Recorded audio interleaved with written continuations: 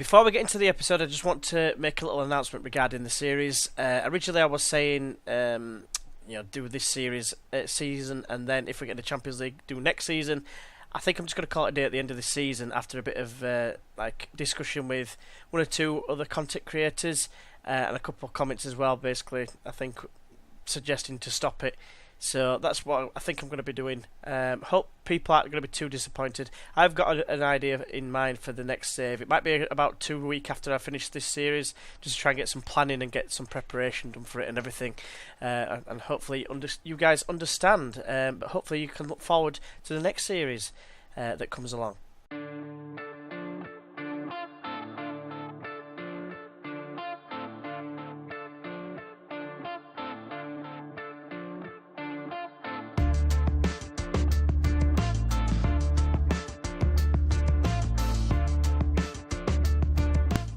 Hey everyone, and welcome back to Life at Leeds with me, GWFM. We're on episode 49, and today we've got 2 home games. First one is in the League Cup quarter-final against Stoke City, the second being against Fulham in the Premier League. First of all, I just want to say thank you very much to everyone who's supported this series from day one. I know it's probably a bit of a pain in the ass that I've chopped and changed my mind recently with regards to the decision to call it a day at the end of this season, but hopefully with us being in the League Cup we can try and get some silverware. Obviously there's still the FA Cup to go and the Europa League. Speaking of the Europa League, let's have a look and see how we've been faring. So looking at the tables, we'll start off with the Europa League, and you can probably see there that we are top of the table with 13 points, 1 game to play. It is against Celta Vigo, so there's every chance that we could finish second and get one of the harder draws in the next round. But otherwise, looking at the Premier League, it's not that healthy reading. We're 9th at the moment, but we have had a mixed bag of results, and I'll show you them now.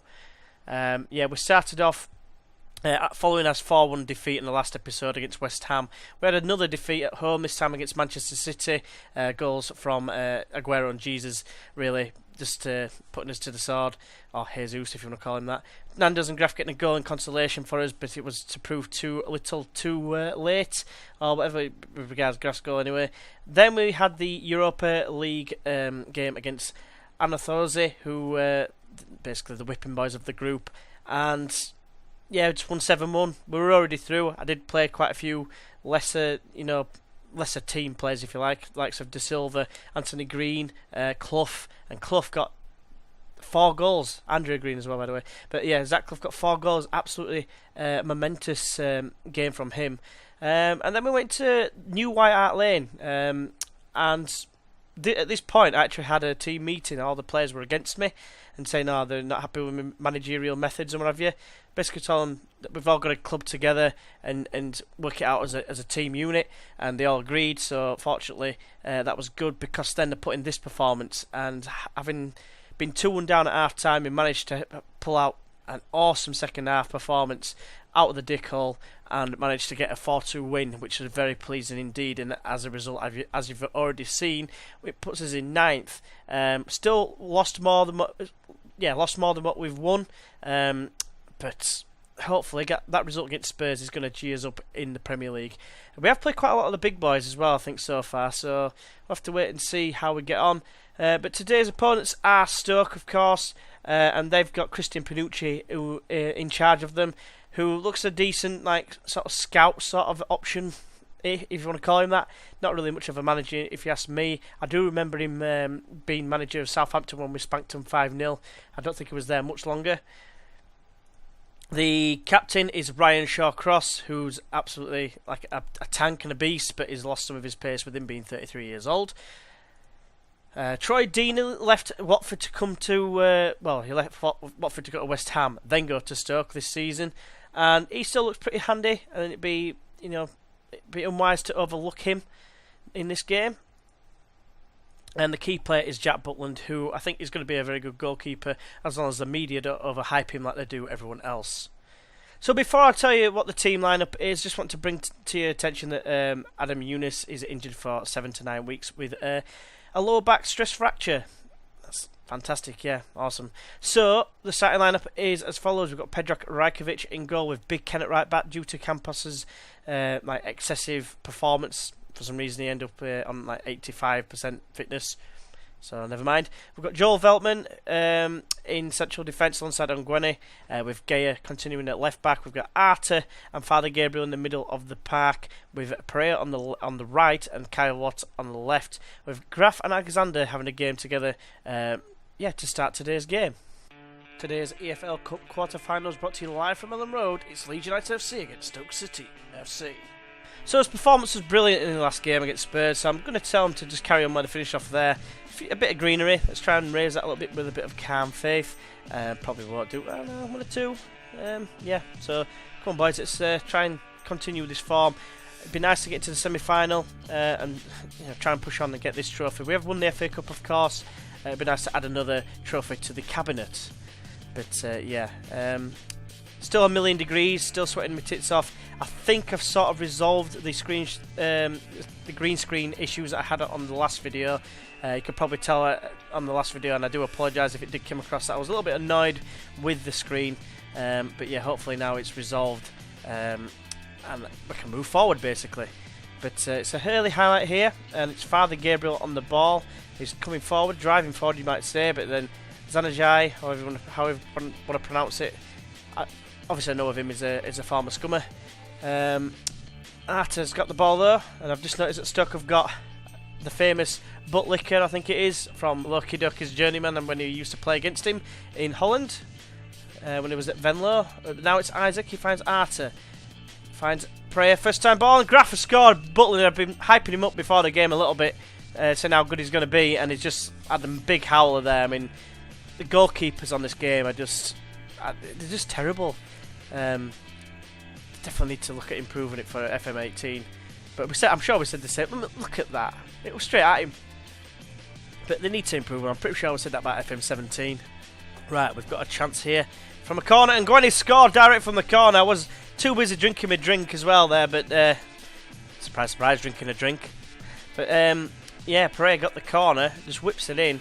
On Gwenny. Rises like a salmon. And heads it in near post. 2-0. Right, Graf is on the board. Finds Isaac. Looks it square to Watt, who can join in on the attack. He's coming forward, gets past one, shoots from distance, and Butland makes a save. Good hands in the end. Right, Butland has a goal kick and kicks it high towards Boateng. I think it's how you actually pronounce it, I think. Don't quote me on that. And they've still got Bojan, which is surprising. Former Barcelona man, of course. Rossiter finds Bojan, how you pronounce it. Wisdom on the right-hand side. Look at deflection, it's found Yadazai. Bojan tries to find Boateng. I'm losing my words. And Rajkovic has actually made a save, surprisingly. So we have played very well, and I'm going to say keep up the performance, because morale has been a little bit crap recently. So rather than just saying, look at that, there's a nervous person there. We can't have nervousness, no pressure. Didn't work, bollocks. But yeah. Morale has been hit a little bit. That's why we had the team meeting and what have you. So I've just decided in this case just to keep the morale by praising them. That's the idea behind it anyway. But as Big Ken receives the ball, crosses in, Butland does make the save. Geyer has a throw and throws it to Father Gabriel. Has hit a decent ball down the line. Somehow Isaac has impossibly kept it in. And Watt is charging forward at pace now. Hits one. It's a terrible, terrible effort. So I'm just going to bring on Christian Eriksen for Father Gabriel. He's got a yellow card as Father Gabriel, so that's the thinking behind that. Hopefully can make a difference. Right, there's not long to go. Patrick Roberts, I think that is, with the corner. It's been cleared away only as far as Bohan. He's tackled well by Isaac though, and Isaac now, can he launch some sort of a counter-attack? He gets by one. He's got to spray it, he does. He finds it to Pereira. Further right is Big Ken. He's in across the position, maybe not. Square to Eriksen. Hit it, son. He does. It's deflected a million times. And Watt does score the goal after a couple of deflections. Couldn't really... Well, he wouldn't have really had a better opportunity in his life, I'm being completely honest. But Pereira is going to come off halfway through this highlight or whatever. And, Isaac's going to come off as well. So, it's just a case of resting players now. 3-0 up in the cup.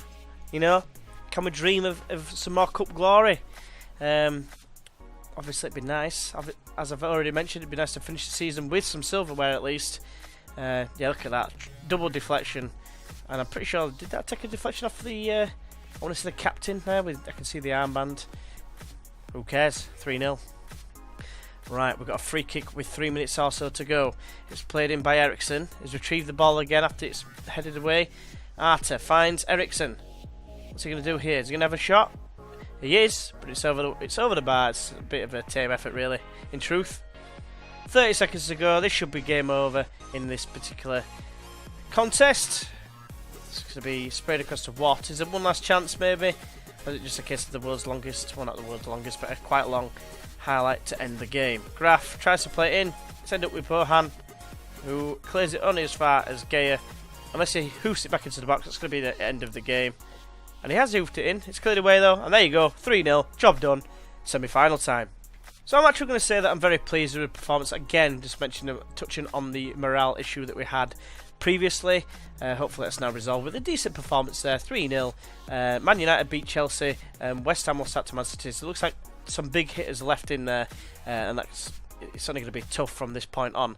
But, you know, we've beaten Arsenal this season, we've beaten Spurs, so anything could happen. But yeah, until what we'll do now is we'll get into the, we'll do the semi-final draw actually. So join us in a second. So we are back for the EFL semi-final draw, and the teams left in the draw, of course, are ourselves, Leeds, Manchester City, Man United, and Swansea City. No guesses as to who we would like to get. Let's have a look and see who we get. Automatic draw time. So, first team out of the hat is Man City. I'd rather not be us. It is us. Fantastic. They beat us 4-2 recently at Argaff. So, I would have liked Swansea. Swansea obviously in the Championship, but never mind. Right, with that now known who our opponent is in the semi-final, join us now for the Fulham game. Right, so before we get into the game against Fulham, we have pretty much just picked his team. Just bring it to attention that I got called into the boardroom to discuss increase in transfer budget. So I've now got 15.72 million to spend, which means I'm going to be trying to buy a couple of players in the January transfer window, probably to try and sort out as defence more than anything, because that's where our weak point is at the moment. I would like to think. So today's team for the game against Fulham is Rajkovic in goal, with Campos at right back, De Silva at left back, with Nguyen and Veltman in the middle of defence, got Lerma and Eriksson in the middle of the park, with Mateus Pereira on the left, Andre Green on the right, and Clough and Chiquinandos up top. Hopefully we can continue a bit of the recent form that we've done, and just try and throw ourselves up the table, basically. Just realised I haven't actually checked out the team. The manager is James Beattie, our former coach, of course. And yeah, he's been there just over a year, I think, now. Tom Kearney is the captain, and yeah, still a decent player, very much for the Championship, like one of the leading players. Vice captain is Michael Madl, I want to say, 32-year-old Austrian. Doesn't look that good, to be fair. He probably won't be featuring, I would guess. And the key player is Callum Gribben. A lot of people might know of him from Manchester United, particularly if you watch Teach FM. He did his best to blood all the youngsters, and he was no exception. And he's actually on loan from Manchester United, so yeah, he's very technically gifted. Just needs work elsewhere. But yeah, he's definitely one to look out for in today's game. Today's game is brought to you live from Ellen Road. It's Leeds United FC against Fulham FC. So I'm just going to say the media have been us back. Just try and prove the point. It hasn't really worked because only 3 players were motivated, but never mind. Just a bit of calm faith as per, and let's get into the game. Let's try and, like I say, continue the form. We are at home, so I'm expecting a win. I have to say. Let's hope we can go out there and get said win. Right, Jack Hunt has got a throw and finds Josebed. Gets away from his man, and now it's McEachran to Gribben, the man highlighted before the game. He finds Jacobs. Ince is on his, well, what can I say? Gribben's just scored, so I couldn't really say anything there. It all happened too quick. Gribben's put Fulham in front after 11 minutes, and it's a disaster start really for us. Yeah, Gribben got it here, nice little quick play. Jacobs across to Ince. It was a decent ball, to be fair, and he just taking a deflection on the way through, straight to Gribben. I'm just going to say that Danny Ings has gone off already injured, and Colin Woodrow's come on as we get another highlight straight away. De Silva Chips it towards Clough, who's never going to win that in the air, but it's fallen to Ericsson. Now it's Matheus Pereira coming forward. Chips it across to Andre Green. It's 1-1. Come on, boys. Instant reply. James Bond in goal. Can't stop it. He's got a licence to spill into his own goal. I think he got a touch on that. Let's have a look and see if that pun was justified. Chips it across. Andrew Green was there. Yep, licence to spill. Get in. Gribbing. It's an instant highlight. It does concern me. We'll have to wait and see if we win the ball back. McEachran up against Lerma. Lerma too strong and delivers a great ball. I wanted to say until Jones got there. It looks a decent ball, but it just seemed to just slow down and the ball just started going in slow motion. But here comes Ince. Coming forward, driving forward at pace. It's Jacobs now on the left hand side. Tight angle, and Rajkovic shows why the keepers need fixing on this game. Just like James Bond, sorry, I don't even know his proper name, Bond, in their goal. But, yeah, Gribbin gets it here. It's from the tightest of angles. Rajkovic, arguably one of the best keepers, it seems, in this league at the minute. And why? Campos delivers a great ball to Ericsson. Drives forward with a great first touch. Pereira finds Clough, nearly finds Clough.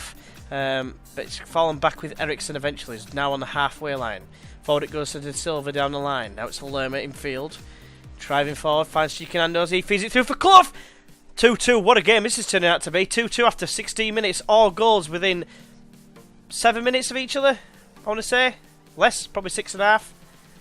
Yeah, Lerma drove forward here and then nice little decent ball to Chiquinandos. Cheeky little through ball from the Cheekmeister himself, and Clough just smashes it home to get another important goal as the game stands.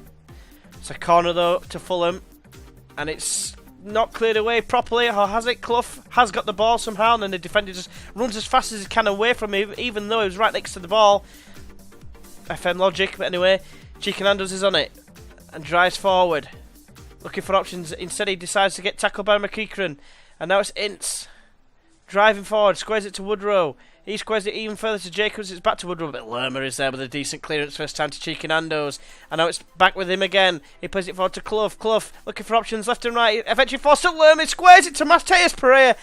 Nice slick football. A little bit of luck, I think, with the...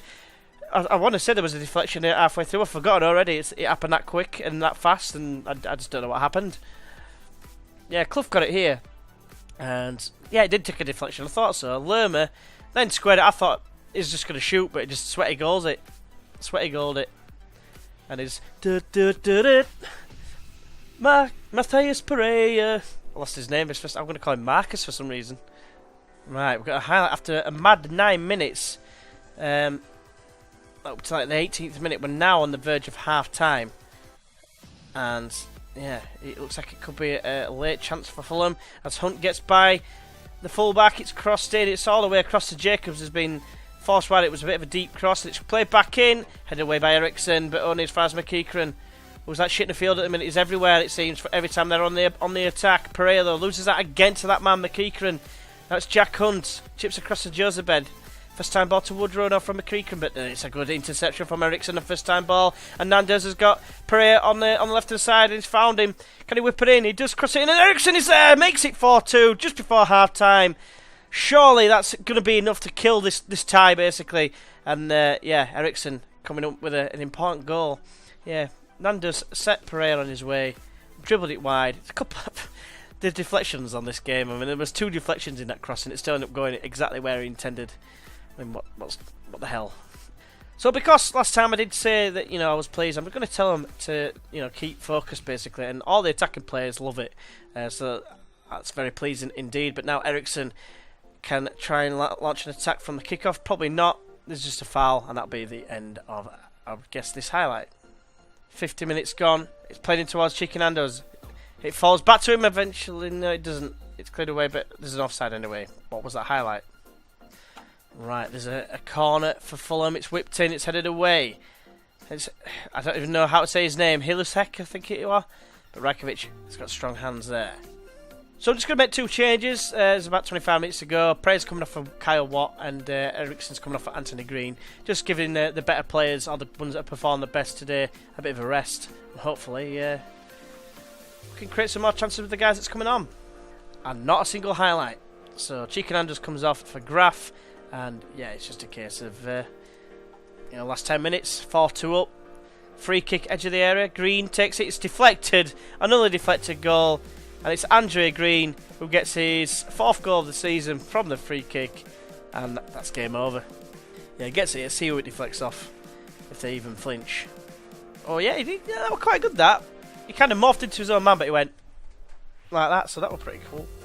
Corner, probably the last highlights, headed away. There you go, 5-2. 2 decent wins in this episode, so I can't be happier than that. Got a tough semi-final draw, of course, but that'll be probably the next episode. As a result, we're in 7th place from that, actually, so still a little bit of distance off the Champions League spots. Not that it matters anymore, but we're just going to try and aim to get as high as possible. But as it stands, we're currently 5 points off 4th, what would have been. One thing I will ask at this point, if you've got this far, is when the series comes to a close, would anyone be interested in me Twitch streaming continuation of this save? As in, like, if I do get in the Champions League, I might still stream it and then maybe put it on YouTube anyway afterwards. If anyone's interested in that, let us know in the comments below. So, the next live com, I'm going to play quite a few games off camera, unless I get the second leg of the Europa League knockout stage beforehand. But it's 2 legs for Man City in the semi-final of the League Cup. So, like I said, I'm going to try and plough through the rest of this season now. Like just do mainly the cup games, unless it's like Man United, which we have got Man United before, but I'm thinking there might be a cup game beforehand. The Europa League, who knows, we'll have to wait and see. But we have got January coming up, but the idea is, if there's no Europa tie beforehand, I'm going to come back for the Man City and Chelsea games. So yeah, that's something to look forward to. So that is it for today's video. Hopefully I have enjoyed this video. Once again, I do apologise if anyone is going to be disappointed by the fact that the series is coming to a close at the end of this season. Like I said before though, if you do want to see a continuation of it in the form of a Twitch save, if you like, just continuing the series on that, then let us know in the comments below. It would be greatly appreciated. But otherwise, if you have enjoyed the video, please press that like button. It would be greatly appreciated, as would be subscribing if you are new to the channel. Don't forget, we've got the fail of the fortnight, which is eventually going to change to fail of the week based on some missions and my own faults that I find, or howlers. I've got quite a few in like a back catalogue, so keep your eyes out for them. But yeah, as always, thanks for watching, and until next time, I'll see you then. Bye bye.